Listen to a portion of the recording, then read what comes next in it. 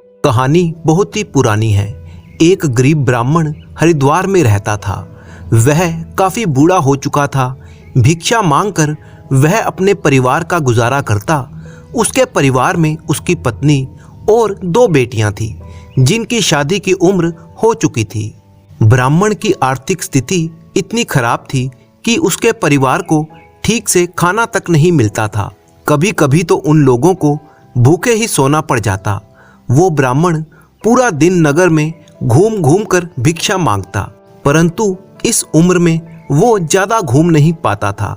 जो भी कुछ मिलता उसी में गुजारा करता। उसे अपनी बेटियों के विवाह की बहुत ही चिंता थी, परंतु विवाह करने के लिए दान दहेज और बाकी के खर्चों के लिए धन कहाँ से आता, यही चिंता उसे खाई जाती थी। इस बार हरिद्वार में कुंभ का मेला लगा। पूरे हरिद्वार में साधु संतों और भक्तों की धूम मची थी। लोग दूर दूर से कुंभ के मेले में गंगा स्नान करने के लिए आ रहे थे। पूरे नगर की सजावट मन को मोह लेने वाली थी, पर इस गरीब ब्राह्मण के घर पर वही उदासी छाई हुई थी। आज के दिन से ही कुंभ मेले की शुरुआत हुई थी, तो बूढ़े ब्राह्मण को एक आशा की किरण नजर आई कि नगर में आने वाले भक्तों और श्रद्धालुओं से दान और भिक्षा अच्छी मिल जाएगी। यही सोचकर वो बूढ़ा ब्राह्मण अपनी झोपड़ी से निकला। उसके बूढ़े शरीर में हिम्मत नहीं थी, फिर भी वो चला जा रहा था। पूरे हरिद्वार में कुंभ मेले की रौनक फैली हुई थी। दूर दूर से आ रहे भक्त गंगा में स्नान करते और साधु सन्यासियों को प्रणाम करते। पूरा वातावरण भक्तिमय हो चुका था। वो बूढ़ा ब्राह्मण भी घूम घूम कर भिक्षा मांगने लगा। जब तक उसकी टांगें थक नहीं गई, वह घूमता ही रहा। दिन ढल जाने पर वह घर की तरफ चल पड़ा, तो रास्ते में कुछ थकावट हो जाने के कारण सोचा कि कुछ देर बैठकर आराम कर लूं। अंधेरा हो चुका था।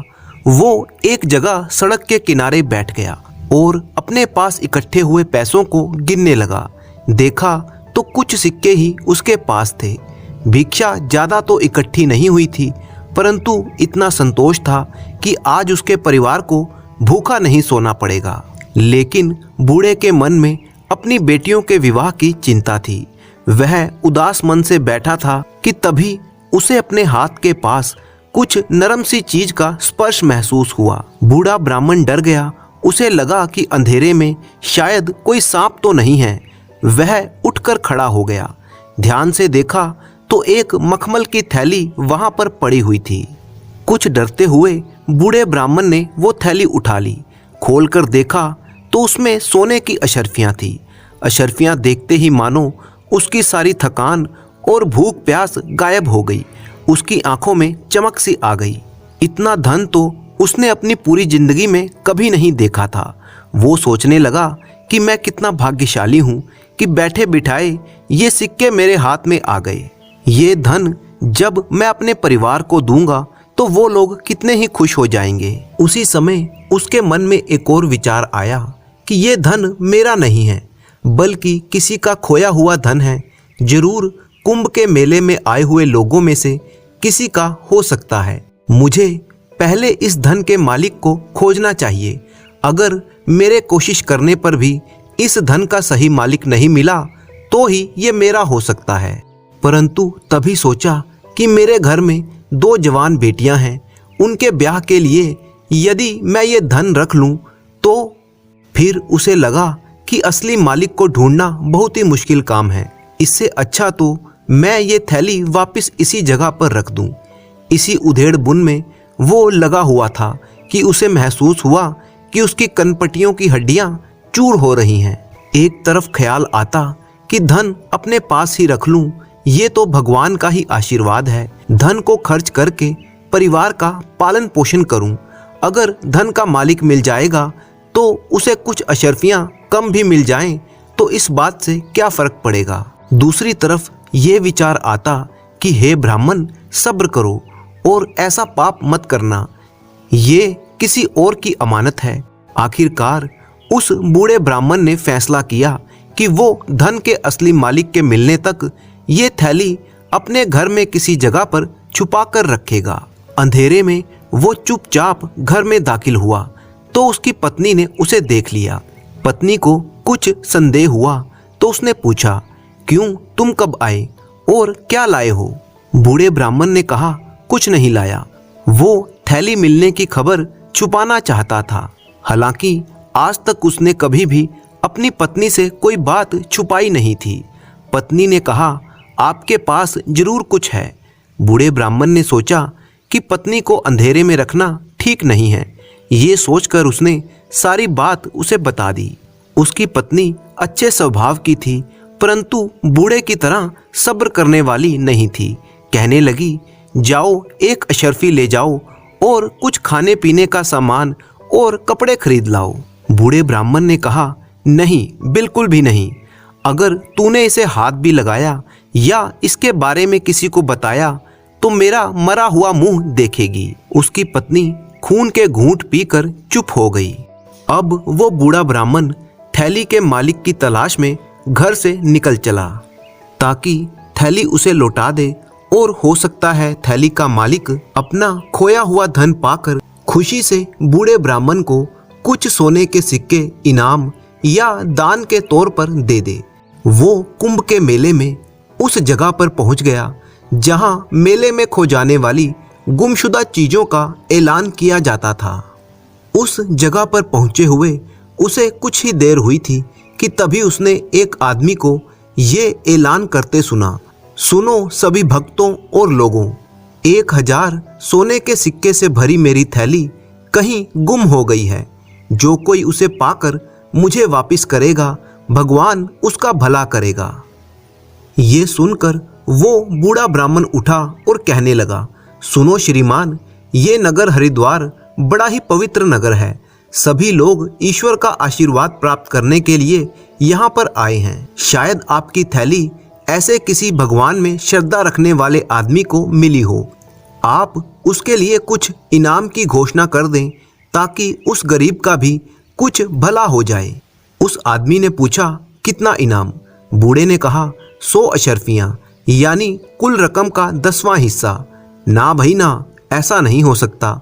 मैं ये मामला ईश्वर पर छोड़ता हूँ। ये कहकर वो आदमी वहां से चला गया। बूढ़े ब्राह्मण ने उसे रोकना चाहा, लेकिन कुछ सोचकर वो रुक गया। वो वापस घर पहुंचा और पत्नी से कहा, मुझे कुंभ के मेले में उस थैली का मालिक मिल गया है। मैंने उसे कहा कि वो 100 अशर्फियाँ इनाम की घोषणा कर दे, लेकिन वो नहीं माना। अब हमें क्या करना चाहिए? मैं तो सोच रहा हूँ कि कल उसे थैली वापस कर दूंगा। उसकी पत्नी बोली, सुनो जी, हम आपके साथ पिछले 50 सालों से गरीबी में जिंदगी गुजार रहे हैं। हमारे घर में 2 जवान बेटियां हैं और ये तो ईश्वर का ही दिया हुआ इनाम है। तुमने ना तो किसी की चोरी की है और ना ही डाका डाला है, तो तुम इस इनाम को ठुकरा क्यों रहे हो? ये कहकर उसने बूढ़े ब्राह्मण की ओर देखा। अपनी बेटियों और पत्नी को देखकर ब्राह्मण की आंखों में आंसू आ गए। भूख प्यास के कारण उसकी जवान बेटियां मानो मुरझा सी गई थीं। अपनी गरीबी की हालत देखकर उसने सोचा कि कुछ अशर्फियां खर्च कर लूं, लेकिन फिर सोचा कि मैंने पिछले 50 साल से बड़े ही संतोष और ईमानदारी से गुजारा किया है। आज तक कोई गलत काम नहीं किया। आज बुढ़ापे में आकर मैं अपनी 50 साल की ईमानदारी को एक रात में कैसे खराब कर सकता हूँ? और मुझे अपने भगवान पर पूरा भरोसा है, वो जो भी करेंगे सही करेंगे। हौसला पाकर बूढ़े ब्राह्मण ने कहा, नहीं, ये किसी की अमानत है। क्या तुम ये चाहती हो कि मैं इस बुढ़ापे में अपने सारे किए कराए पर पानी फेर दूं? उसके बाद घर में खामोशी छा गई। घर में जो कुछ भी रूखा सूखा था पूरे परिवार ने खाया और ईश्वर का धन्यवाद करके सो गए। अगले दिन बूढ़ा ब्राह्मण फिर से उसी जगह पर पहुंचा। वही आदमी फिर से घोषणा कर रहा था, जो कोई भी मेरी 1000 अशर्फियों की थैली वापस करे, भगवान उसे दुगना लाभ देंगे। वो गरीब ब्राह्मण फिर से वहां पर मौजूद था। उसने कहा, महोदय, मैंने कल भी तुम्हें बताया था कि शायद वो थैली किसी गरीब को मिल जाए, तो वो इनाम पाने के लालच में उसे वापस कर दे। चलो 100 सिक्के ना सही, तुम 10 सिक्कों के इनाम की ही घोषणा कर दो। उस आदमी ने कहा, बिल्कुल नहीं, बल्कि मेरा और थैली उठाने वाले का फैसला अब ईश्वर ही करेंगे।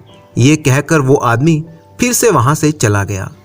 तीसरे दिन भी वो आदमी फिर से वही ऐलान कर रहा था। बूढ़ा ब्राह्मण फिर से खड़ा हुआ और कहने लगा, श्रीमान, आपने 100 सिक्के देने से मना किया, फिर 10 सिक्कों का इनाम भी नहीं रखा। आज आप एक इशरफी के इनाम की ही घोषणा कर दें तो शायद थैली उठाने वाला उस एक अशरफी के लालच में वो थैली आपको वापस कर दे। वो उस अशरफी से खाना खरीद लेगा और बाकी आपको वापस कर देगा। उस आदमी ने कहा, नहीं, बल्कि मैं ये मामला ईश्वर पर छोड़ता हूँ। बूढ़े ब्राह्मण की आखिरी उम्मीद भी खत्म हो चुकी थी। वो सोचने लगा, अभी 1000 अशरफियाँ हाथ में हैं, कम से कम एक ही अपने पास रख लूँ ताकि भूखे परिवार के लिए कुछ खाने पीने का सामान खरीद सकूं। परंतु फिर उसके विवेक ने उसे झकझोड़ा कि नहीं, अपने 50 साल की ईमानदारी को एक अशरफी के लिए छोड़ देना घाटे का सौदा है। मैं ईश्वर को क्या मुंह दिखाऊंगा।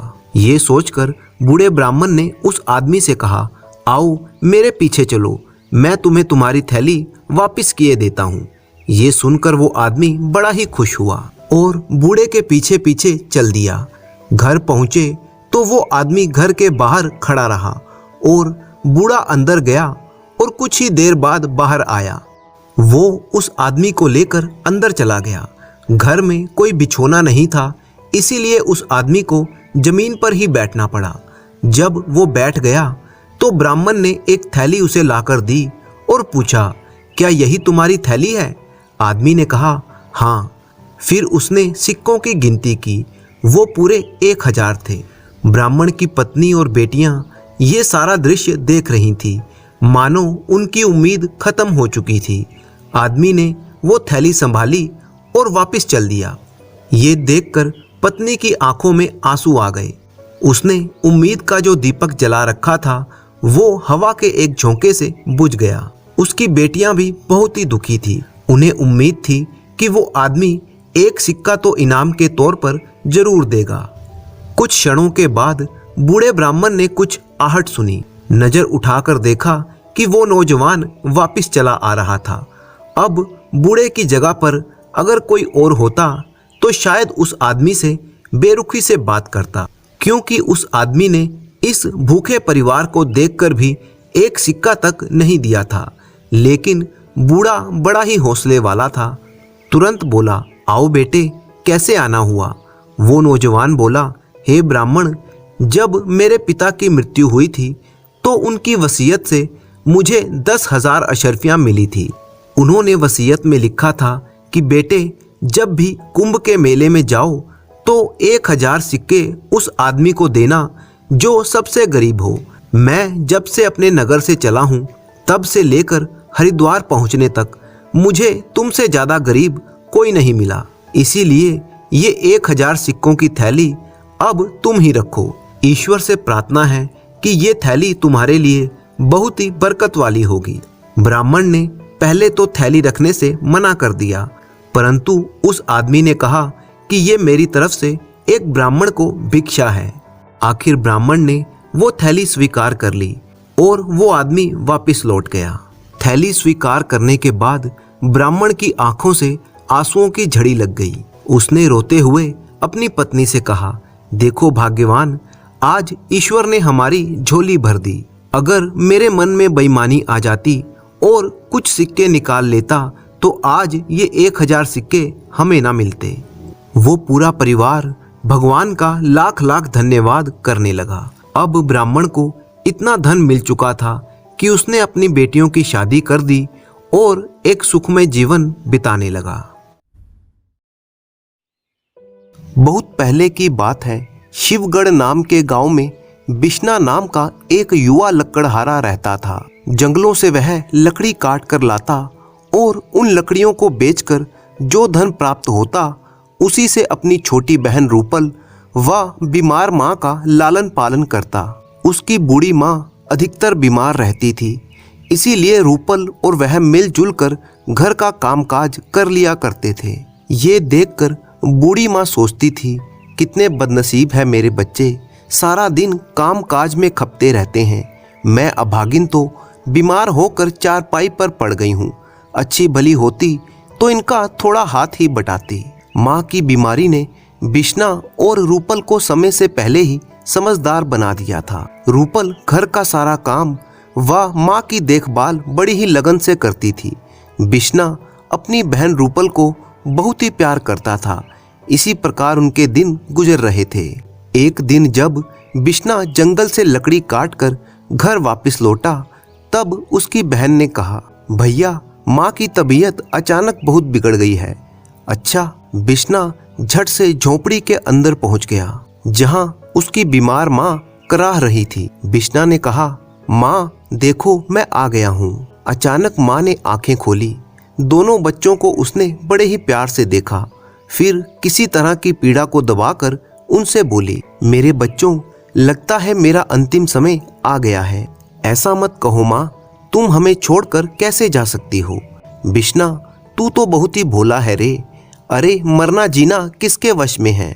भगवान ही इस दुनिया में हमें भेजता है और जब ठीक समझता है वापस अपने पास बुला लेता है। नहीं माँ नहीं, मैं तुम्हें नहीं मरने दूंगा। यह सुनकर माँ ने उसकी ओर देखा और कहा, बिश्ना बेटे, मेरे सिर पर हाथ रख कर वचन दे कि तू अपनी बहन रूपल को इसी तरह से प्यार करता रहेगा और मेरे बाद सदा इसका ध्यान रखेगा और इसे कभी दुखी नहीं होने देगा। मैं वचन देता हूँ माँ, बस अब मैं चैन से मर सकूंगी। इतना कहकर माँ ने एक हिचकी ली और अगले ही पल उसकी गर्दन एक ओर लुढ़क गई। दोनों बच्चे रो रो कर विलाप करने लगे। रूपल और बिश्ना का तो मानो सारा संसार ही लुट गया था। उन्हें प्यार करने वाली माँ उनसे दूर जो जा चुकी थी। बिश्ना ने बड़े ही दुखी हृदय से माँ का अंतिम संस्कार किया। वह सोच रहा था, मुझे क्या पता था कि आज मैं जंगल से जो लकड़ियाँ काट कर लाया था वो लकड़ियाँ माँ की चिता में काम आएंगी। माँ की मृत्यु के बाद बिश्ना उदास सा झोपड़ी में ही पड़ा रहता। वह जंगल में लकड़ी काटने भी नहीं जाता था। उसकी यह दशा देखकर एक दिन रूपल ने उससे कहा, भैया ऐसा कब तक चलेगा। माँ तो छोड़कर चली गई है, तुम्हें भी अगर कुछ हो गया तो मेरा इस दुनिया में और कौन है। रूपल, भैया तुम्हें मेरी कसम है, जाओ जंगल में लकड़ियाँ काटने जाओ। घर से बाहर निकलोगे तो थोड़ा मन बहलेगा। ठीक है रूपल, यदि तुम्हारी ऐसी ही इच्छा है तो मैं लकड़ी काटने जंगल में जरूर जाऊंगा। उदास से बिश्ना ने कुल्हाड़ी उठाई और जंगल की ओर चल पड़ा। इस प्रकार एक बार फिर से रूपल और बिश्ना का जीवन पुराने ढर्रे पर चल पड़ा। एक दिन शाम को थका हारा बिश्ना जब घर वापस लौटा तो बोला, रूपल आज तो बहुत ही थक गया हूँ। यह कहकर वह बिना हाथ मुंह धोए चारपाई पर पड़ गया। ये देखकर रूपल मुस्कुराकर बोली, भैया मेरी बात मानो, अब तुम अपना विवाह कर लो। रूपल, ये तुम क्या कह रही हो। भैया शाम को जब तुम थके हारे घर वापस आया करोगे तो भाभी तुम्हारे पांव दबाया करेगी। वह हम दोनों की खूब देखभाल करेगी। रूपल, तुम्हारा सुझाव तो अति उत्तम है, परंतु क्या भैया। अरे हम ठहरे गरीब, भला कौन अपनी बेटी मुझ फटीचर के साथ ब्याहेगा। दिन में सपने देखना छोड़ दे मेरी भोली बहन। भला ये भी कोई बात हुई भैया, क्या गरीबों का विवाह नहीं होता। मैंने ऐसा कब कहा, गरीबों का भी विवाह होता है रूपल। तब तुम्हें भी अपना ब्याह करना होगा, यही मेरी जिद है। अच्छा ठीक है मेरी बहन, जैसे ही कोई योग्य लड़की मुझे दिखाई देगी मैं उसके साथ ब्याह कर लूंगा। इस घटना के दूसरे ही दिन की बात है। बिश्ना लकड़ी काटने जंगल में गया, तभी उसे किसी के रोने की आवाज सुनाई दी। वो आवाज सुनकर बिश्ना चौंक गया और सोचने लगा, ये तो किसी औरत के रोने की आवाज है। बिश्ना अनुमान से उस दिशा की ओर बढ़ा जिधर से रोने की आवाज आ रही थी। कुछ दूर जाने पर ही नदी तट पर उसे एक युवती बैठी हुई दिखाई दी जो लगातार रो रही थी।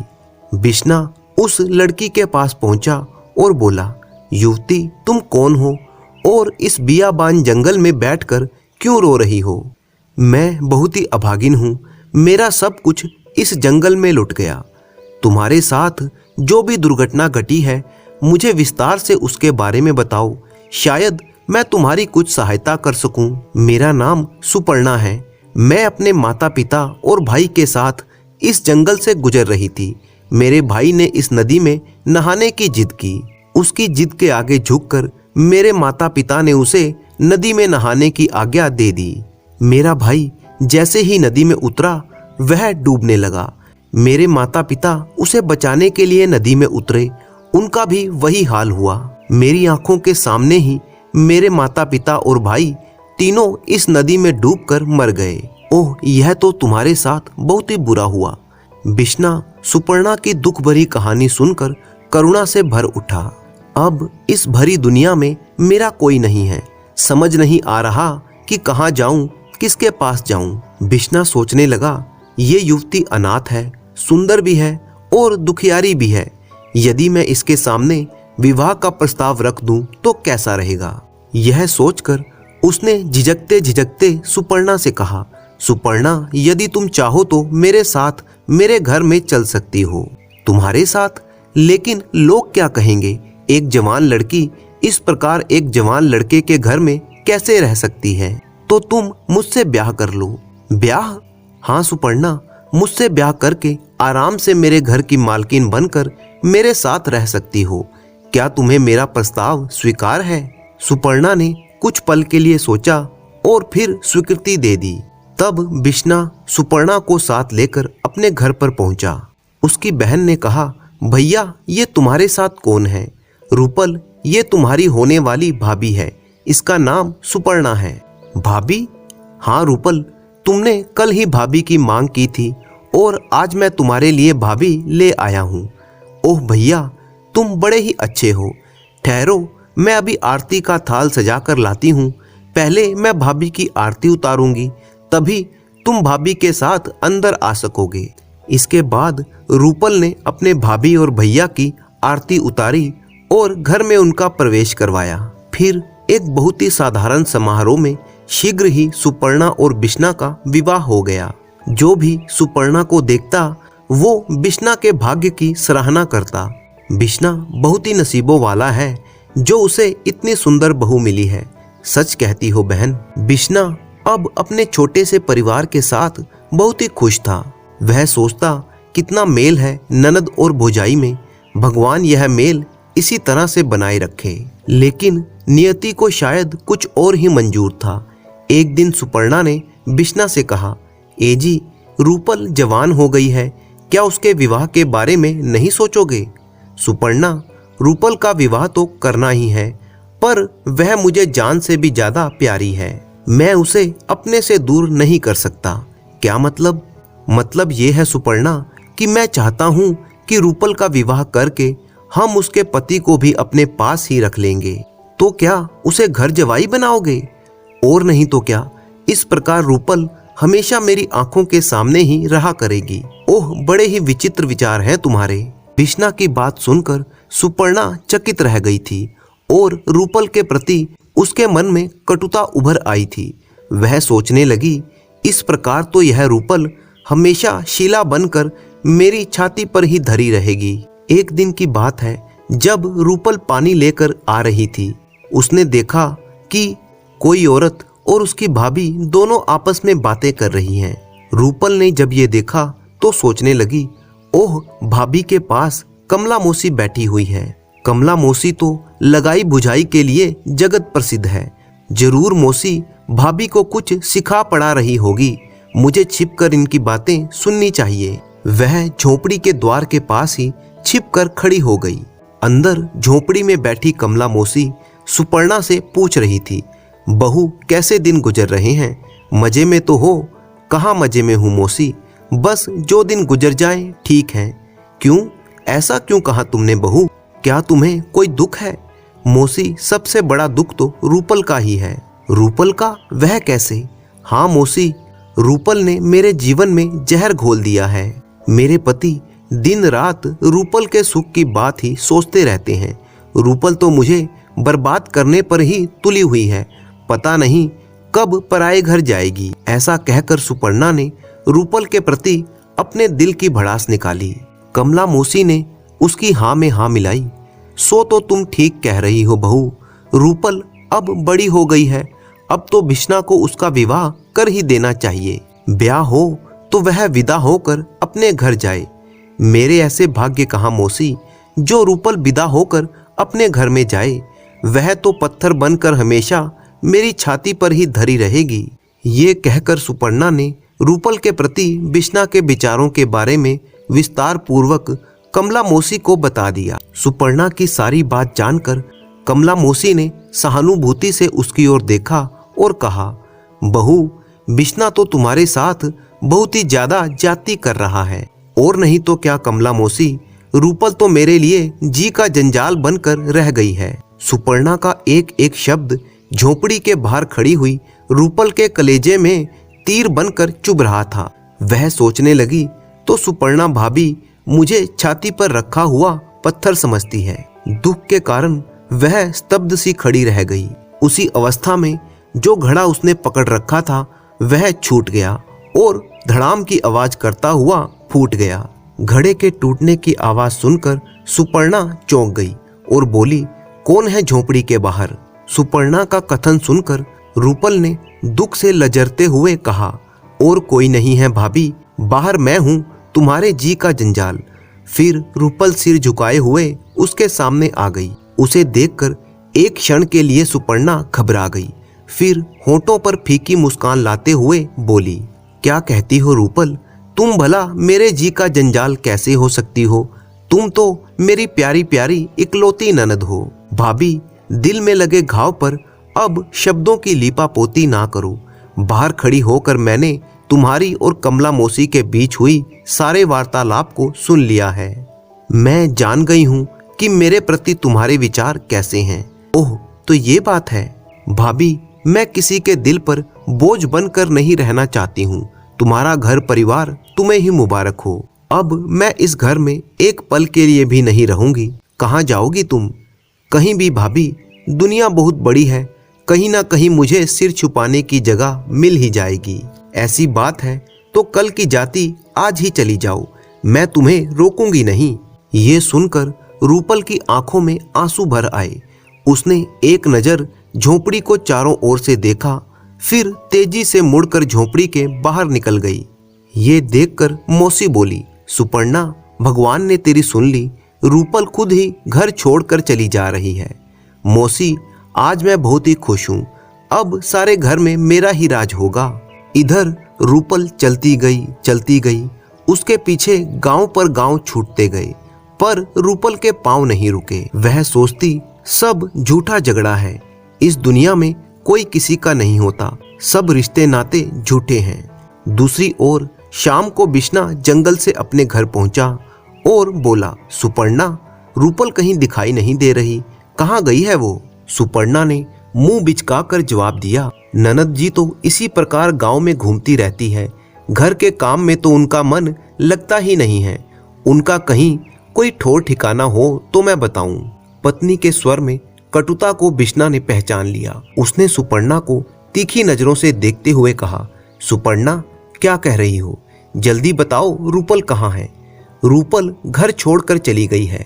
बिश्ना पर मानो वज्रपात हो गया हो। क्या कहा? रूपल घर छोड़कर चली गई? लेकिन क्यों? तब सुपर्णा ने बिश्ना को रूपल के जाने की घटना बता दी। सारी बात जानकर बिश्ना ने घृणा से सुपर्णा की ओर देखा और कहा, सुपर्णा, तूने ही मेरी भोली भाली बहन को घर से निकाला है। मैंने? हाँ, तूने। तू बड़ी ही एहसान फरामोश है। जिस रूपल ने आरती के थाल के साथ तेरा स्वागत किया था, उसी को तूने घर से निकाल दिया। ऐसे करके तूने मेरी स्वर्गीय माँ की आत्मा को बड़ा ही दुख पहुंचाया है। अब संभाल अपना घर, मैं रूपल को ढूंढने जा रहा हूँ। क्या? हाँ, अब मैं लौटूंगा तो उसी को साथ लेकर लौटूंगा, वरना कभी तेरा मुंह ना देखूंगा। इतना कहकर बिश्ना रूपल की खोज में चल दिया। वह उसी दिशा में चलने लगा जिस दिशा में उसकी बहन गई थी। इधर जब रूपल लगातार चलती हुई वन में एक आश्रम के समीप पहुंची तो अचानक उसका सिर चकराया और वह भूमि पर गिरकर बेसुध हो गई। कुछ देर बाद जब उसे होश आया तो उसके सामने एक ऋषि महाराज बैठे थे। रूपल ने कहा, मैं कहाँ पर हूँ? बेटी, इस समय तुम पुरंदर ऋषि के आश्रम में हो। मैं यहाँ पर कैसे आ गई ऋषिवर? बेटी, तुम हमारे आश्रम के बाहर बेहोश होकर गिरी पड़ी थी। हम तुम्हें उठाकर यहाँ पर लाए हैं। ऋषिवर, आप मुझे यहाँ पर क्यों ले आए? मुझे जंगली जानवरों के भरोसे ही छोड़ दिया होता। क्या कहती हो बेटी? तुम्हें मरने के लिए जंगली जानवरों के भरोसे पर छोड़ देता? हाँ ऋषिवर, अब मेरे जीवन में रखा ही क्या है।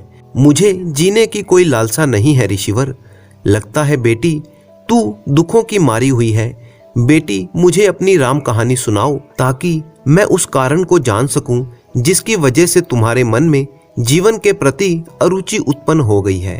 तब रूपल ने पुरंदर ऋषि को अपने विषय में सारी बातें विस्तार पूर्वक बता दी।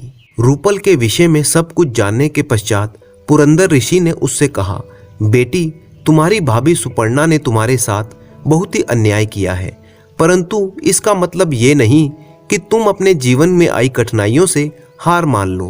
तो आप ही बताइए ऋषिवर, इस विशाल दुनिया में मैं कहाँ पर जाऊं? बेटी, तुम्हें कहीं जाने की आवश्यकता नहीं है। आज से मेरी बेटी बनकर तुम इस आश्रम में रहोगी। ओह ऋषिवर, आप कितने अच्छे हैं। इधर बिश्ना रूपल की खोज में वन वन गांव गांव भटकता रहा। उधर रूपल आश्रम में रहकर जीवन गुजारने लगी। वह आश्रम की साफ सफाई करती, पूजा अर्चना के लिए वन में जाकर फूल तोड़कर लाती, वह सरोवर से जल भर कर लाती। यही उसकी दिनचर्या थी। एक दिन जब वह सरोवर से पानी ले रही थी तभी उसे एक आवाज सुनाई दी, रूपल, ओ रूपल। रूपल ने तत्काल ही पलटकर पीछे की ओर देखा। भैया तुम? रूपल, तुझे मैंने कहाँ कहाँ नहीं ढूंढा, कहाँ कहाँ नहीं खोजा। तू मुझे छोड़कर क्यों चली आई? बिश्ना दौड़कर उसके पास आया। रूपल, इस प्रकार वन में तू क्या कर रही है? चल घर वापस चल। रूपल के मन में तो भाभी के बोल भाले की समान गड़े हुए थे। उसने स्नेह से बिश्ना की ओर देखते हुए कहा, भैया, सुपर्णा भाभी का घर है, मेरा नहीं। ईश्वर ने मुझसे मेरे माता पिता छीन लिए और भाभी ने मेरा सगा भाई भी छीन लिया। अब इस संसार में ईश्वर के सिवाय मेरा कोई नहीं है। तुम घर वापस लौट जाओ भैया। मैं इस वन में रहकर ही अपना शेष जीवन गुजारूंगी। रूपल, इतनी जिद ना करो, मेरा कहा मानो और घर वापस लौट चलो। नहीं भैया, मैं किसी भी सूरत में घर वापस नहीं जाऊंगी। तब मेरी भी सुन लो रूपल, मैंने माँ को वचन दिया था कि तुम्हारी रक्षा करूंगा। तुम घर नहीं चल रही हो तो मैं भी वापस लौट कर नहीं जाऊंगा। मैं भी तुम्हारे साथ इसी वन में रहूंगा। भैया, जैसी तुम्हारी मर्जी हो वैसा करो, मुझे इन बातों से कोई फर्क नहीं पड़ता। तब रूपल बिश्ना को साथ लेकर आश्रम में वापस आ गई। आश्रम में पहुंचकर रूपल ने बिश्ना का परिचय पुरंदर ऋषि से करवाया। ऋषिवर, ये मेरा भाई बिश्ना है, चिरंजीवी रहो बेटा। ऋषिवर, भैया चाहते हैं कि वे भी मेरे साथ इस आश्रम में रहें। यदि ये इस आश्रम में रहना चाहता है तो मुझे कोई आपत्ति नहीं है। ये सुनकर बिश्ना के मुख पर खुशी की लहर दौड़ गई। बिश्ना, तुम्हें तो ये पता ही होगा कि तुम्हारी पत्नी सुपर्णा इन दिनों गर्भवती है। क्या? तुम्हारे चौंकने से ये बात स्पष्ट हो गई है कि तुम्हें इस बात की जानकारी नहीं है। तो सुनो बिश्ना, तुम्हारी पत्नी को 1 माह का गर्भ है। ओह, तब तो मुझे तुरंत उसके पास लौट जाना चाहिए। ऐसी अवस्था में उसे अकेले छोड़ना उचित नहीं है। बिश्ना, मुझे लगता है कि ये सही समय नहीं है। कुछ समय के लिए उसे अकेला ही रहने दो। और सुनो, सुपर्णा उचित समय पर एक सुंदर पुत्र को जन्म देगी। ओह ऋषिवर, ये तो आपने बड़ी ही खुशखबरी सुना दी। बिश्ना, अभी तुम यहीं पर रुको। तुम्हें और रूपल को मेरे आश्रम में जब तक मैं चाहूंगा तब तक रहना पड़ेगा। क्या तुम्हें यह स्वीकार है? स्वीकार है ऋषिवर। इधर सुपर्णा की हालत खराब थी। वह सोचती थी घर में अन्न का एक दाना भी नहीं है, भूखों मरने की नौबत आ गई है। अब मैं क्या करूं? ऐसी हालत में भूखे भी तो नहीं रह सकती हूँ। कुछ सोचकर वह उठी और अपने पड़ोस में रहने वाली औरत के पास गई और उससे कहने लगी, बहन, मुझे सहायता की जरूरत है, कुछ पैसे मुझे दे दो। पड़ोसन ने कहा, मेरे यहाँ पर कोई टकसाल थोड़े लगी है जो मुंह उठाए सीधा इधर ही चली आई। जाओ किसी और के पास जाकर मांगो। सुपर्णा अपमानित सी खड़ी रह गई। वह सोचने लगी, हे भगवान, क्या मेरे नसीब में ये दिन देखने भी लिखे थे? कमला मौसी मेरा बड़ा ही मान करती है, क्यों ना उसके पास चलकर कुछ सहायता मांगी जाए। जब वह कमला मौसी के घर पर पहुंची, आओ बहू आओ, इधर का रास्ता कैसे भूल गई? क्या बताऊं मौसी, इन दिनों मैं बहुत ही परेशान हूँ। तुम्हारा बेटा बिश्ना तो रूपल की खोज में चला गया और यहाँ घर में अन्न खत्म हो गया है, तो मैं इसमें क्या कर सकती हूँ बहू? मौसी थोड़े से पैसे उधार दे दो ताकि मैं अन्न खरीद कर ला सकूं। बाद में मैं आपके सारे पैसे लौटा दूंगी। सुपर्णा, मुझे और सब कुछ तो अच्छा लगता है, पर यह भिखारियों की तरह गिड़गिड़ाना अच्छा नहीं लगता। तुम अच्छी खासी स्वस्थ स्त्री हो, सेवा मजदूरी करके कुछ पैसे क्यों नहीं कमा लेती? मौसी, मैं भला मजदूरी कैसे कर सकती हूँ? अरे सुनो, गांव के जमींदार प्रभु दयाल की हवेली में झाड़ू पोछा करने के लिए एक नौकरानी की आवश्यकता है। तू हवेली में जाकर जमींदारन से काम मांग, वो अवश्य ही तुझे नौकरी पर लगा लेगी। मौसी, तुम कहती हो तो मैं जाकर उनसे काम मांग लेती हूँ। संपूर्णा ने हवेली में जाकर जमींदारन से काम मांगा। जमींदारन ने फौरन उसे नौकरी पर रख लिया। सुपर्णा उसी दिन से हवेली में झाड़ू पोछा और नौकरानी का काम करने लगी। दिन भर वह बदन तोड़ मेहनत करती और शाम को रूखी सूखी खाकर अपनी झोपड़ी में आकर पड़ जाती। इसी प्रकार से उसके दिन गुजरने लगे। उचित समय पर उसने एक फूल से बेटे को जन्म दिया। वह सोचती, आज इसके पिता और बुआ अगर घर में होते तो वह कितने खुश होते। वक्त की ठोकरों ने उसकी अकल ठिकाने लगा दी थी।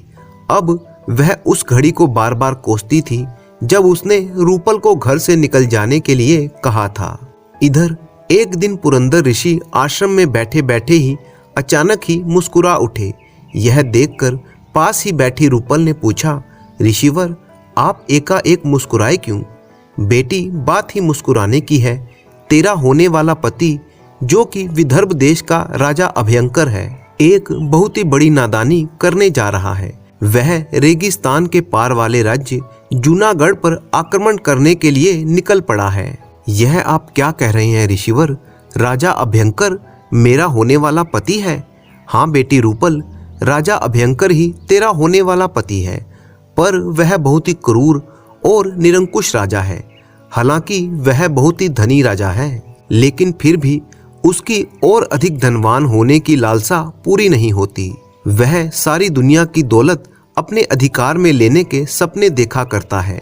इसके लिए वह हर प्रकार की नीति अपनाने को तैयार रहता है। इस बार वह अपने खजाने में और ज्यादा धन भरने के उद्देश्य से जूनागढ़ पर आक्रमण करने के लिए निकल पड़ा है। ओह, तो ऐसे नीच राजा से मेरा विवाह होगा? हाँ बेटी, विधाता ने तेरे भाग्य में ऐसा ही लिखा हुआ है, लेकिन तू चाहे तो होने वाले पति के स्वभाव को बदल सकती है। वह कैसे ऋषिवर? तुझे साधु का वेश बनाकर उस रेगिस्तान में जाना होगा, जिस रेगिस्तान से इस समय राजा अभयंकर अपनी सेना के साथ गुजर रहा है। वहां जाकर तुझे जो काम करना है, अब मैं तुझे उसी के विषय में समझाता हूँ। पुरंदर ऋषि धीरे धीरे रूपल को कुछ समझाने लगे। सारी बातें समझने के पश्चात, बेटी रूपल, अब तू एक पल के लिए अपनी आंखें बंद कर ले। जो आज्ञा ऋषिवर। रूपल ने तत्काल ही अपनी आंखें बंद कर ली। एक पल के बाद जब रूपल ने आंखें खोली तो वह एक साधु के वेश में बदल चुकी थी। वह बोली, ओह, यह तो मैं सचमुच ही साधु बन गई। रूपल, अब एक पल के लिए तुम दोबारा से अपनी आंखें बंद करो। एक पल बाद जब तुम आंखें खोलोगी तो अपने आप को रेगिस्तान में खड़ा पाओगी। एक पल के बाद जब रूपल ने अपनी आंखें खोली तो वह रेगिस्तान में खड़ी थी। इधर राजा अभयंकर अपनी सेना के साथ रेगिस्तान में बढ़ा चला जा रहा था। तभी जोर से आंधी चली। ओह, तूफानी हवा रेत के टीले इधर उधर फेंक रही है। ऐसा लग रहा है जैसे कोई प्रलय आने वाली हो। अंधड़ में मुझे कुछ नजर नहीं आ रहा। तूफान से बिदक कर अचानक राजा अभयंकर का ऊंट भागने लगा। अभयंकर ने उसकी लगाम खींचकर उसे रोकने का बहुत ही प्रयास किया, परंतु वह भागता ही रहा। बहुत देर तक इसी तरह भागता रहा। जब तूफान कुछ रुका तो वह भी रुक गया और एक चैन की सांस ली। उसे दूर दूर तक रेत ही रेत नजर आ रही थी। सेना भी उससे पीछे छूट चुकी थी। उसे दिशा भ्रम हो गया था। वह समझ नहीं पा रहा था कि ऊंट को किस दिशा की ओर ले जाए। बहुत देर तक वह इसी प्रकार भागता रहा। जब तूफान कुछ रुक सा गया, भूख और प्यास के कारण वो बेहाल हो रहा था।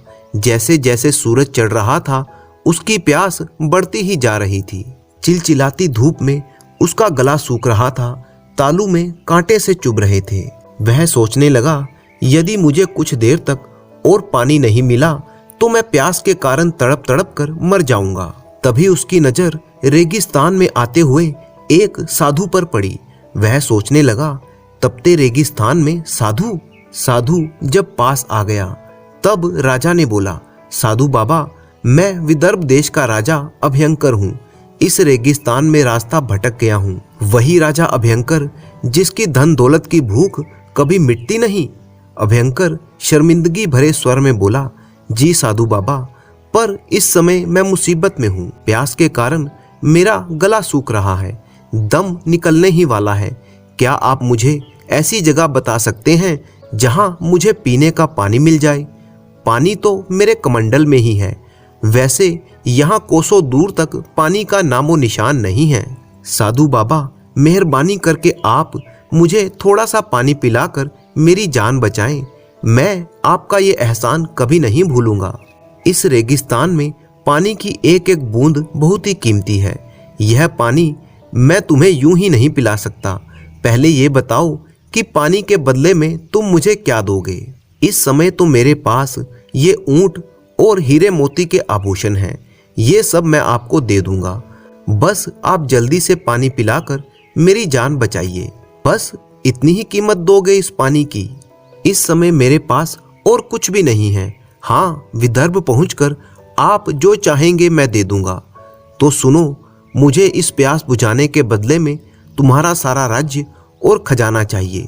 कहो, मंजूर है ये सौदा? साधु की बात सुनकर राजा कुछ पल के लिए सोच में पड़ गया, परंतु उसे प्यास के कारण मौत मंजूर नहीं थी। इसीलिए वह बोला, ठीक है, मैं सब कुछ आपको सौंपने को तैयार हूँ। तब साधु ने मुस्कुराकर पानी का कमंडल अभयंकर को दे दिया। राजा अभयंकर गटागट पानी पीने लगा। पानी बहुत ही ठंडा और मीठा था। उसे पीकर अभयंकर ने तृप्ति की सांस ली। पानी पीने के बाद वह साधु से बोला, आपके कमंडल का पानी पानी नहीं, अमृत है। इसे पीकर मेरी जान में जान आ गई। मैं आपका बहुत बहुत धन्यवाद देता हूँ साधु बाबा। ये शब्द सुनकर साधु को क्रोध आ गया। वह बोले, साधु, अब मैं नहीं, तुम हो अभयंकर। मैं विदर्भ का राजा हूँ। विदर्भ के राजा को साधु कहने की गुस्ताखी तुमने कैसे की? अरे साधु तो तुम हो। तुम अब एक भी कौड़ी के नहीं रहे। एक कौड़ी भी नहीं रही तुम्हारे पास अब इस सौदे के बाद। साधु बाबा, क्षमा करें, सचमुच मुझसे बड़ी ही गलती हो गई। आप ठीक कहते हो, मैं सचमुच साधु हूँ और आप राजा हैं। एकाएक साधु हंसने लगा। अभयंकर हैरानी से उसकी ओर देखकर बोला, इस उजाड़ रेगिस्तान में आपको हंसने के लिए भला कौन सी बात मिल गई? मैं तो तुम पर ही हंस रहा हूँ। मुझ पर? हाँ, तुम पर। तुमने धन दौलत, सोना चांदी, महल, इन सब के पीछे अपना दीन ईमान छोड़ दिया था। हजारों लोगों का खून बहाया, अपनी प्रजा पर जुल्म ढाए, तब जाकर ये दौलत इकट्ठी हुई। पर इस दौलत की कीमत आखिर क्या निकली? 2 चुल्लू पानी। क्या इसीलिए तुमने लूटपाट मचाई थी? क्या इसीलिए तुमने प्रजा पर जुल्म ढाए थे? साधु की बातें सुनकर अभयंकर पत्थर के बुत की तरह खड़ा रह गया। उसका दिमाग चक्कर खाने लगा। वह सोचने लगा, साधु महाराज सच ही तो कह रहे हैं। उसका मन पश्चाताप से भर उठा। वह शर्मिंदा होकर साधु से बोला, आपने मेरी आंखें खोल दी। अब मैं आगे नहीं जाऊंगा। राजन, तुम अब भी विदर्भ के राजा हो। जाओ, वापस जाकर अपनी प्रजा के दुख दर्द जानने की कोशिश करो। उनके घावों पर मरहम लगाओ। लोगों की भलाई में बाकी दिन गुजारो। इस बेशुमार दौलत को खजाने की अंधेरी कोठरी में बंद ना रखो, बल्कि अच्छे कार्यों में इन्हें लगाओ। यही तुम्हारा प्रायश्चित होगा। ठीक है साधु बाबा, आप जो कहेंगे मैं वही करूंगा। तभी उसकी सेना उसे ढूंढते हुए वहां पर आ पहुंची। सेनापति आगे बढ़कर उससे बोले, महाराज, कहाँ चले गए थे आप? हमने आपको बहुत खोजा। आज्ञा दें तो अब आगे की ओर कूच करें। सेनापति जी, अब हम आगे नहीं, वापस विदर्भ चलेंगे। जो आज्ञा महाराज। अब अभयंकर ने विनय पूर्वक साधु से कहा, साधु महाराज, मेरी विनती है, आप भी हमारे साथ विदर्भ चलिए। कुछ दिन हमारे यहाँ पर रहकर अतिथि सेवा स्वीकार कीजिए। हम तुम्हारा ये अनुरोध टालेंगे नहीं राजन। उसी समय अभयंकर, उसकी सेना वापस विदर्भ की ओर लौट पड़ी और साधु के वेश में रूपल भी उसके साथ चली गई। विदर्भ पहुंचकर अभयंकर ने रूपल को राजकीय अतिथि गृह में ठहराया और कहा, साधु बाबा, आप यहाँ पर विश्राम करें, मैं चलकर आपके लिए भोजन का प्रबंध करवाता हूँ। ठीक है राजन। रूपल लंबा सफर तय करने के बाद थकी हुई सी महसूस कर रही थी, इसीलिए उसने अपनी थकावट उतारने के लिए स्नान करने का निश्चय किया। इधर राजमहल में प्रधान रसोइये ने आकर अभयंकर को सूचना दी, महाराज, साधु बाबा जी के लिए भोजन तैयार हो गया है। ठीक है, हम स्वयं जाकर साधु महाराज को भोजन के लिए बुलाकर लाते हैं। ये कहकर अभयंकर अतिथि गृह की ओर चल दिया। अभयंकर जब अतिथि गृह में पहुंचा तो उसी समय रूपल अपने असली रूप में वहां पर मौजूद थी। राजा सोचने लगा, साधु बाबा के कक्ष में औरत, ये कैसे हो सकता है? तब हैरत में डूबकर उसने पूछा, सुंदरी, तुम कौन हो? साधु महाराज कहाँ पर हैं? महाराज, मेरा नाम रूपल है और मैं ही साधु बाबा हूँ। क्या मतलब? महाराज, साधु के वेश में रेगिस्तान में मैं ही आपको मिली थी। फिर रूपल ने विस्तार पूर्वक अभयंकर को सारी बात बताई। सारी बात जानकर राजा ने कहा, रूपल, पुरंदर ऋषि ने तुम्हें बताया था कि तुम्हारा विवाह मुझसे होगा। क्या तुम इस संबंध को स्वीकार करोगी? क्यों नहीं महाराज, ये तो मेरा सौभाग्य होगा। उसी दिन राजा अभयंकर ने रूपल के साथ विवाह कर लिया। विवाह के पश्चात रूपल अभयंकर के साथ पुरंदर ऋषि के आश्रम में पहुंची, जहां पर उसके भाई ने दोनों का स्वागत किया। तब वे तीनों पुरंदर ऋषि के पास पहुंचे। आओ रूपल, आओ राजा अभयंकर। राजा अभयंकर पुरंदर ऋषि के चरण स्पर्श करता है और विनय पूर्वक उनसे कहता है, ऋषिवर, आपके कारण ही मैं कुमार्ग को छोड़कर सही मार्ग पर चल पड़ा हूँ। ना आप साधु के वेश में रूपल को मेरे पास भेजते और ना मेरी आंखें खुलती। राजन, मुझे खुशी है कि तुमने सत्य को पहचान लिया है। तब पुरंदर ऋषि ने बिश्ना और रूपल से कहा, अब तुम दोनों अपने गांव सुपर्णा के पास जाओ। वहां पर वह पश्चाताप की अग्नि में जल रही है। जो आज्ञा महाराज। इधर शिवगढ़ में सुपर्णा बहुत ही दुखी थी। वह सोचती थी, हे भगवान, कब मेरे कष्टों को दूर करोगे? मेरे पति और ननद को शीघ्र ही मेरे पास वापस भेज दो। मुझ पर दया करो भगवान। यही वो क्षण था जब राजा अभयंकर का रथ उसकी झोपड़ी के बाहर आकर रुका। रूपल के कहने पर बिश्ना अकेला ही रथ से उतरकर झोपड़ी में गया। तब उसकी पत्नी सुपर्णा ने कहा, स्वामी, आप आ गए। वह दौड़कर उसके कदमों में लिपट गई और फूट फूट कर रोने लगी। वह बार बार एक ही बात कहती, स्वामी, मुझे क्षमा कर दो, मैं अपराधीन हूँ। बिश्ना ने यह देखकर उससे कहा, सुपर्णा, तुम मेरी नहीं बल्कि रूपल की अपराधीन हो। जाओ, उसी से जाकर क्षमा मांगो। कहाँ है रूपल? वह बाहर रथ में अपने पति के पास बैठी है। रथ के पास पहुंचकर हाथ जोड़कर वह रूपल से बोली, रूपल बहन, मुझे क्षमा कर दो। मैंने तुम्हें बहुत ही कटु वचन कहे थे। भाभी, मुझे तुमसे कोई शिकवा नहीं है। वह सब वक्त का खेल था। सुपर्णा आदर सहित अभयंकर और रूपल को झोपड़ी में ले गई। झोपड़ी में जाकर जो भी रूखा सूखा भोजन था उन्हें बड़े ही प्रेम के साथ खिलाया।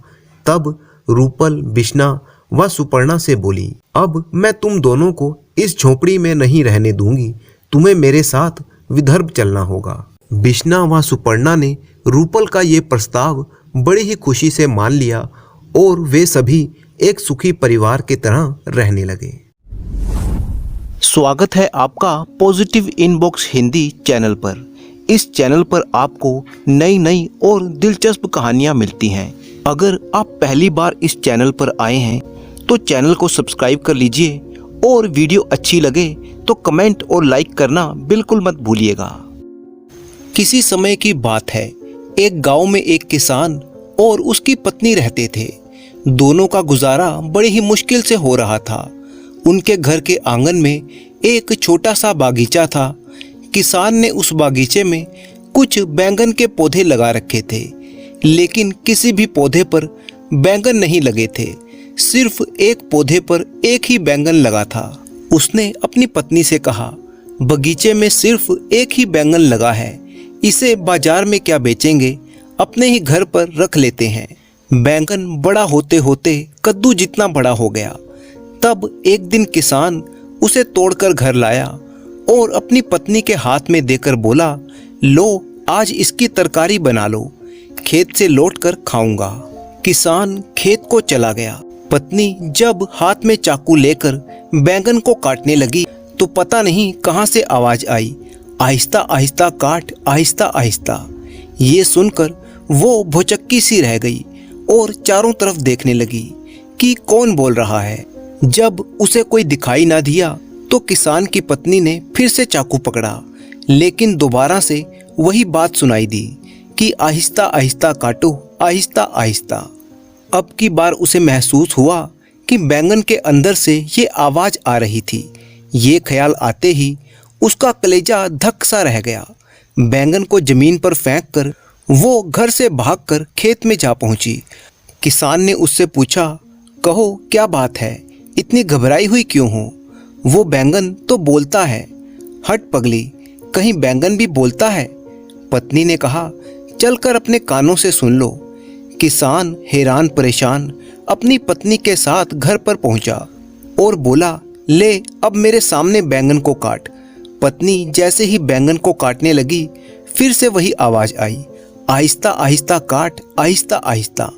ये सुनकर किसान फिक्र में पड़ गया और कहने लगा, अच्छा आहिस्ता आहिस्ता ही सही, तू काट तो भला। पत्नी आहिस्ता आहिस्ता बैंगन काटने लगी, लेकिन ये क्या, जैसे ही बैंगन के दो टुकड़े हुए उसमें से एक सुंदर सी लड़की निकली। उसे देखकर किसान की पत्नी बड़ी ही खुश हुई और कहने लगी, हमारे तो कोई औलाद नहीं है, तो मैं इसी को अपनी बेटी मानकर रखूंगी। ये बैंगन में से निकली है, इसीलिए इसका नाम बैंगनवती रखूंगी। उसने लड़की को अपने गले से लगाया।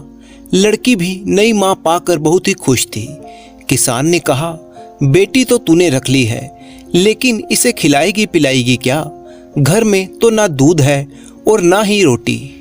पत्नी ने कहा, तुम उसकी चिंता ना करो, मैं अपनी बेटी को पाल लूंगी। समय बीतने के साथ साथ बैंगनवती बड़ी होने लगी। उसके साथ साथ उसकी सुंदरता भी बढ़ने लगी। एक दिन किसान अपने खेत में काम कर रहा था। बैंगनवती पास ही अपने पिता का हाथ बटा रही थी। उसी वक्त वहां से राज्य का राजा गुजर रहा था। वो हमेशा भेष बदलकर अपनी प्रजा का हालचाल जानने के लिए राज्य में घूमता रहता था। ऐसी अवस्था में उसे कोई पहचान ना पाता था। जाते जाते राजा की नज़र खूबसूरत बैंगनवती पर पड़ी। उसने एक आदमी से पूछा कि ये किसकी लड़की है। उस आदमी ने जवाब दिया, इसी किसान की बेटी है। राजा ने अपने महल में पहुंचकर किसान को बुलवा भेजा। जब किसान आया, राजा ने कहा, आज जब तुम खेत पर काम कर रहे थे तो एक लड़की वहां पर मौजूद थी, वो कौन थी? महाराज, वो एक तरह से मेरी बेटी है भी और नहीं भी। इसका क्या मतलब हुआ? तब किसान ने सारी कहानी राजा को बता दी। सारी बात जानकर राजा ने कहा, हम बैंगनवती से शादी करके उसे अपनी रानी बनाना चाहते हैं। किसान हैरान होकर बोला, हजूर, आप एक मामूली किसान की बेटी से ब्याह करेंगे? हाँ, बिल्कुल करेंगे। हम उसकी सुंदरता पर मोहित हो गए हैं। किसान की खुशी का ठिकाना ना रहा। वो दौड़ा दौड़ा अपने घर पर पहुंचा और पत्नी को ये खुशखबरी सुनाई। वो भी बहुत ही खुश हुई। विवाह के लिए जो भी दिन निश्चित हुआ, उस दिन किसान की पत्नी ने बैंगनवती को सजाया संवारा और राजा द्वारा भेजी हुई एक पालकी में बिठाकर उसे राजमहल के लिए रवाना किया। बेटी की विदाई से माँ बाप को बहुत ही दुख हुआ। उधर पालकी जब महल में पहुंची तो नई बहू का पूरा आदर सत्कार हुआ। राजा ने नई बहू के घर पर कई बेशकीमती उपहार और धन भी भेजा। महल में बैंगनवती का विवाह बड़ी ही धूमधाम के साथ राजा के साथ कर दिया गया। राजा ने उसे नाम दिया बैंगन सुंदरी। नई रानी को देखकर बाकी सभी रानियां कहने लगी कि नई रानी तो सचमुच बहुत ही सुंदर है। राजा की 2 रानियां और थी। राजा अपनी तीनों रानियों में से बैंगन सुंदरी से बहुत ही ज़्यादा प्यार करता था। वो हर समय उसी के पास रहता। वो जो चीज़ मांगती राजा फौरन उसे मंगवा देता। देश विदेश की जो भी बेहतरीन वस्तुएं आती, राजा बैंगन सुंदरी के महल में पहले ही उन्हें भिजवा देता। वो जो भी चाहती थी राजा वही करता।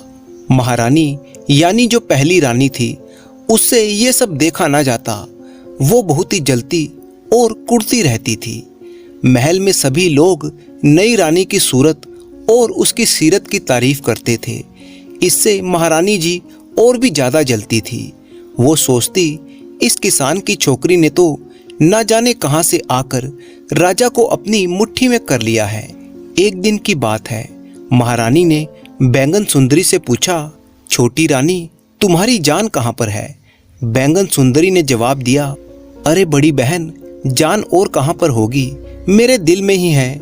बड़ी रानी ने कहा, यह नहीं हो सकता। तुम तो इंसान के पेट से पैदा ही नहीं हुई, इसीलिए तुम्हारी जान शरीर के अंदर नहीं होगी, जरूर किसी और जगह पर रखी है। बड़ी बहन, तुम्हें ये बात मालूम करने की ऐसी क्या जरूरत है? महारानी बोली, जरूरत तो कुछ नहीं, बस यूं ही मालूम करना चाहती थी कि बाद में तुम्हें कोई नुकसान ना हो। बहन, ये ख्याल तुम छोड़ दो, जो मैं ये बात किसी को कहूंगी ही नहीं तो मेरा नुकसान कौन करेगा? महारानी बोली, तो क्या तुम्हारी जान तुम्हारे शरीर में नहीं है? बैंगन सुंदरी ने धीरे से कहा, नहीं बहन, मेरी जान इसी शरीर में है। बात छुपाने से क्या होता है, असल बात तो अब खुल गई है। अब तुम बता भी दो कि तुम्हारी जान कहाँ पर है। बहन, ये बात बताना मना है। भला अपनी बड़ी बहन को बताने में क्या हर्ज है? नहीं बहन, सगे घर वालों को भी ये बात बताने की इजाज़त नहीं है।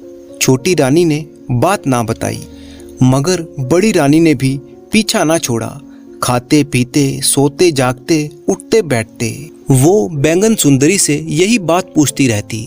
इसी तरह से 1 साल बीत गया। दिन रात वही सवाल सुनते सुनते छोटी रानी बेचारी उकता गई थी। आखिर तंग आकर एक दिन उसने कह दिया, अच्छा किसी दिन बता दूंगी बहन। महारानी ने हंसकर कहा, बैंगन सुंदरी, याद रखना, तुमने वादा कर लिया है, रानी होकर झूठ ना बोलना। ये बात सुनकर बैंगन सुंदरी चौंक पड़ी। वो सोचने लगी, आज मैंने बिना सोचे समझे ये क्या कह डाला। अब तो बड़ी रानी को ये बताना ही पड़ेगा कि मेरी जान किस चीज में है। जो नहीं बताऊंगी तो झूठी बनूंगी। अब क्या करें? छोटी रानी ने राजा को अपने महल में बुलाया और कहा, महाराज, अगर मैं मर जाऊं तो मेरी लाश को जला मत देना। राजा ने उसके मुंह पर हाथ रखकर कहा, चुप रहो रानी, ऐसी बातें मत कहो। नहीं महाराज, मेरी सारी बातें सुन लीजिए।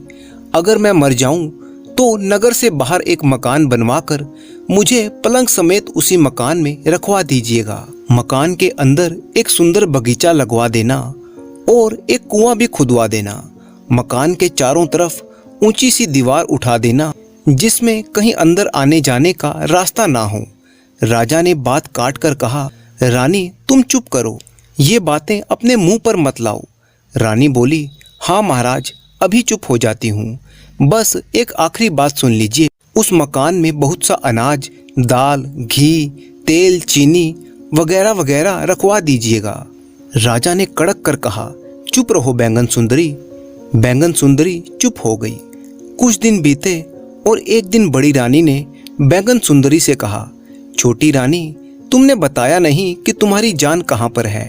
बैंगन सुंदरी बोली, तो क्या बहन सचमुच बताना ही पड़ेगा? बड़ी रानी ने कहा, तुमने वादा किया है, अब क्या उसे पूरा ना करोगी? अगर मैं बता दूंगी तो तुम जरूर मेरी जान ले लोगी। बड़ी रानी ने उसका मुंह बंद करके कहा, राम राम, ये क्या कहती हो? छोटी रानी बोली, अच्छा थोड़े दिन और ठहर जाओ, मेरे बच्चे को जन्म लेने दो, उसके बाद बतला दूंगी।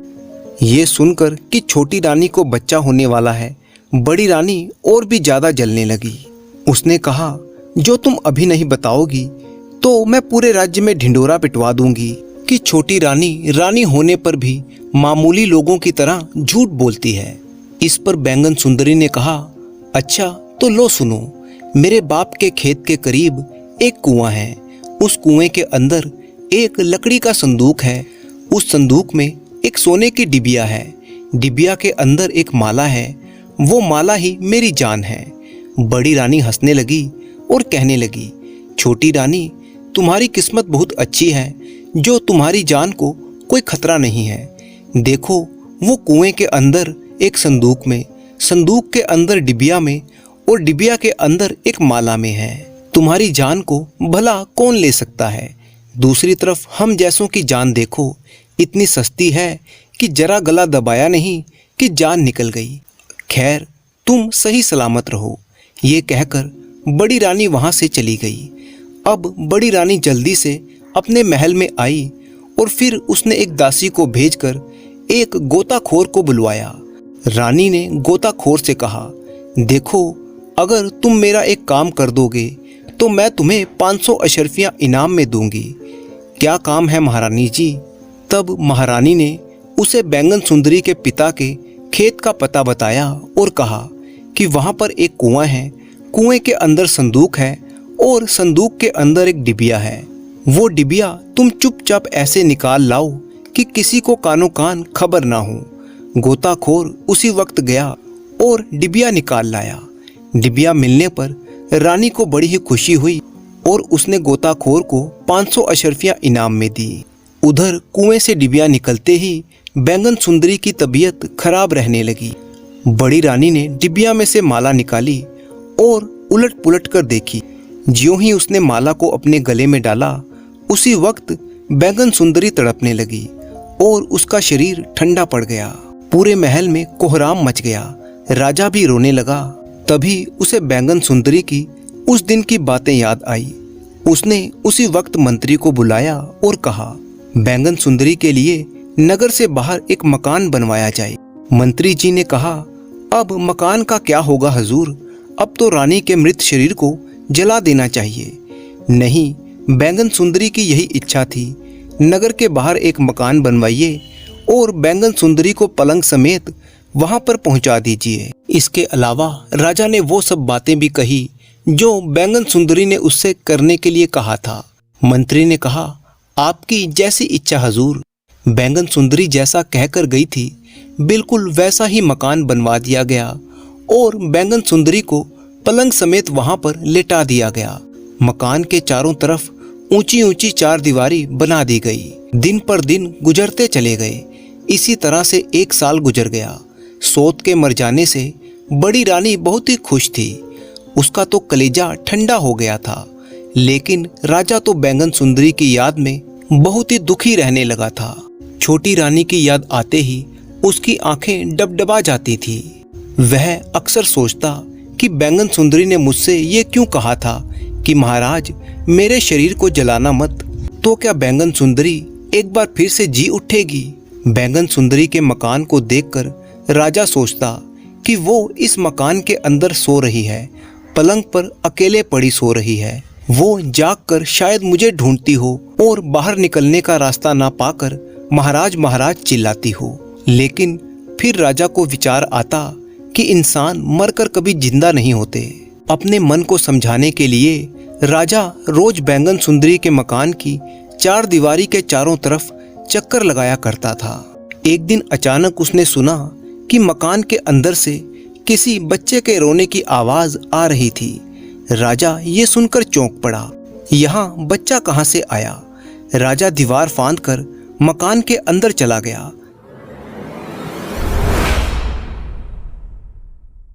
देखता क्या है कि बैंगन सुंदरी तो पलंग पर मृत पड़ी हुई है, लेकिन उसकी बगल में एक सुंदर सा लड़का था। राजा ने उस लड़के को गले से लगा लिया। थोड़ी देर में बच्चे को नींद आ गई तो राजा ने उसे बैंगन सुंदरी की बगल में वापस लेटा दिया और खुद दीवार फांदकर बाहर चला गया। महल पहुंचकर राजा सोचने लगा कि हो ना हो ये बच्चा बैंगन सुंदरी का ही है। दूसरे दिन राजा फिर से वहां पर आया। लौटते हुए वो बच्चे को एक खिलौना दे गया। अब तो राजा रोज बैंगन सुंदरी के मकान में आने लगा। वो बच्चे के लिए तरह तरह के खिलौने और खाने के लिए मिठाइयाँ लेकर आता था, लेकिन मकान में कोई नई बात नजर नहीं आ रही थी। वो हर रोज देखता कि बैंगन सुंदरी जिस तरह से पड़ी थी उसमें कोई बदलाव ना आया था। धीरे धीरे दिन बीतने लगे और बच्चा बड़ा होने लगा। जब वो 2-3 साल का हो गया तब टूटे फूटे शब्दों में कुछ बोलने भी लगा था। राजा ने एक दिन बैंगन सुंदरी की तरफ इशारा करके पूछा, ये कौन है? बच्चे ने कहा, माँ। राजा ने कहा, तुम्हें खाना कौन खिलाता है? बच्चे ने कहा, माँ। किस वक्त? रात को। ये सुनकर राजा को बड़ी ही हैरानी हुई। उसने बच्चे से कहा, तुम अपनी माँ से कहना कि राजा जी पूछते हैं कि तुम दिन में क्यों सोती हो और रात को क्यों जागती हो। अच्छा, पूछूंगा। राजा वापस महल में लौट आया। रात को बैंगन सुंदरी रोज की तरह उठी। जब बच्चे को खिलाने लगी तो उसने कहा, अम्मा, मेरा पेट तो भरा हुआ है। तुम्हारा पेट किस तरह से भर गया बेटा? राजा जी मुझे आज बहुत सी मिठाई खिला कर गए हैं और ये भी पूछते थे कि तुम्हारी माँ रात को जागती क्यों है और दिन को सोती क्यों है। बैंगन सुंदरी समझ गई कि राजा ने आकर सब कुछ देख लिया है। उसने सोचा कि अब छुपाने से क्या होगा। उसने बच्चे से कहा, देखो, ये जो राजा जी यहाँ पर आते हैं वो तुम्हारे पिता हैं। आज तुम महाराज के पैर छूना और कहना, महाराज, माँ की जान जिस माला में है वो बड़ी रानी के पास है। बड़ी रानी दिन भर उस माला को पहने रखती है, इसीलिए माँ सारा दिन बेहोश पड़ी रहती है। रात को सोते वक्त जब बड़ी रानी माला को गले से उतार देती है, इसीलिए माँ उस वक्त जाग उठती है। फिर वो पलंग से उठकर नहाती धोती है और मुझे खाना खिलाती है। दूसरे दिन जब राजा आया तो बच्चे ने सारी बात कह सुनाई। सारा मामला राजा की समझ में आ गया। बड़ी रानी पर उसे बहुत ही गुस्सा आया और उसने मन ही मन में बड़ी रानी को सबक सिखाने की ठान ली। महल में जाकर राजा ने बड़ी रानी से कहा, बड़ी रानी, हमारे मित्र का एक बहुत ही प्यारा बेटा है। मैं उसे बहुत ही प्यार करता हूँ। मैं उसे महल में लेकर आना चाहता हूँ। बड़ी रानी ने कहा, बच्चे तो मुझे भी बहुत ही पसंद हैं, आप उसे जरूर लेकर आइए। परंतु एक बात है, वो लड़का बहुत ही जिद्दी है। जो चीज़ मांगता है जब तक वो मिल ना जाए रो रो कर आफत खड़ी कर देता है। रानी ने कहा, तो क्या हमारे महल में किसी चीज़ की कोई कमी है? वो जो भी चीज़ मांगेगा उसे दे दी जाएगी। अच्छा, तो मैं उसे लाता हूँ।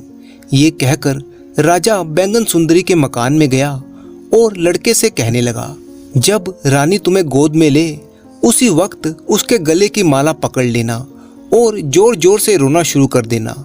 जब तक रानी तुम्हें वो माला ना दे तुम रोते ही रहना। इस तरह से समझा बुझाकर राजा लड़के को बड़ी रानी के पास महल में ले आया। रानी ने उसे प्यार से गोद में ले लिया और बोली, लड़का बहुत ही प्यारा है। लड़का उस वक्त माला लेने के लिए जोर जोर से रोने लगा। रानी ने उसे बहलाने फुसलाने की बहुत ही कोशिश की। कई तरह की मिठाइयाँ, खिलौने आदि पेश किए गए, लेकिन वो किसी भी तरह से मानने को तैयार न था। तब राजा ने उदास होकर कहा, दूसरे के बच्चे को क्यों रुलाती हो? आखिर वो मांगता क्या है? रानी ने जवाब दिया, मेरे गले की माला मांगता है तो तुम दे क्यों नहीं देती? नहीं, ये माला तो मैं किसी को नहीं दे सकती। ये माला बच्चे को दे दो, मैं तुम्हें इस तरह की दूसरी माला लाकर दे दूंगा। ये माला तो मैं हरगिज ना दूंगी, नहीं दोगी तो ये लड़का रो रो कर मर जाएगा। पराए बच्चे को घर लाकर क्या यूं ही मार दोगी? बच्चे का रोना देखकर रानी को उस पर दया आ गई। सोचने लगी, छोटी रानी तो अब मर ही चुकी है, थोड़ी देर के लिए ये माला बच्चे को दे दी जाए तो क्या हर्ज है। उसने कहा कि इस समय तो मैं माला दे देती हूँ, लेकिन जब लड़के का मन बहल जाए तो माला मुझे वापस ला देना। राजा ने कहा, हाँ ऐसा ही किया जाएगा।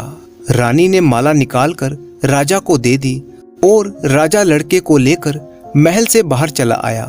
फिर उसने चुपचाप अपने मंत्री को बुलाया और बैंगन सुंदरी के मकान की 4 दीवारी को तोड़ने का आदेश दिया। मंत्री ने ऐसा ही किया। राजा ने अंदर जाकर बैंगन सुंदरी के गले में वो माला डाल दी। माला पहनते ही बैंगन सुंदरी उठ बैठी। राजा ने बैंगन सुंदरी से कहा, अभी 2-4 दिन के लिए तुम यहीं पर रहो, बाद में मैं तुम्हें महल में ले जाऊंगा। उस रात राजा जब राजमहल में पहुंचा तो बड़ी रानी ने पूछा, आज इतनी रात बीते कहाँ पर रह गए थे आप? मैं अपने सेनापति और मंत्रियों से सलाह मशवरा कर रहा था। क्या सलाह मशवरा कर रहे थे आप? एक दूसरे देश का राजा हमारे देश पर हमला करने वाला है, इसीलिए तुम्हारी सुरक्षा को देखते हुए ये सलाह कर रहे थे कि तुम्हें कहाँ पर छुपा कर रखा जाए जहाँ पर तुम सुरक्षित रह सको। हे राम, ये युद्ध के नाम से तो मुझे बड़ा ही डर लगता है, तो क्या फैसला किया आपने? राजा ने कहा, जमीन के नीचे एक तहखाना बनाकर उसमें तुम्हें रखा जाएगा, तो जल्दी ही तहखाना बनाने का आदेश दे दीजिए। दूसरे ही दिन राजा ने एक तहखाना बनाना शुरू करवा दिया और एक ही हफ्ते के अंदर तहखाना बनकर तैयार हो गया। राजा बड़ी रानी को तहखाने में छोड़कर आ गया और बाहर से ताला लगा दिया। सैनिकों को आदेश दिया कि अब सारी उम्र के लिए बड़ी रानी को इसी कैद खाने में रखा जाएगा। अगली सुबह राजा बैंगन सुंदरी और अपने बेटे को महल में लेकर आ गया। वो एक सुखी परिवार की तरह रहने लगे, जबकि बड़ी रानी वहीं कैद खाने में सड़ती रही।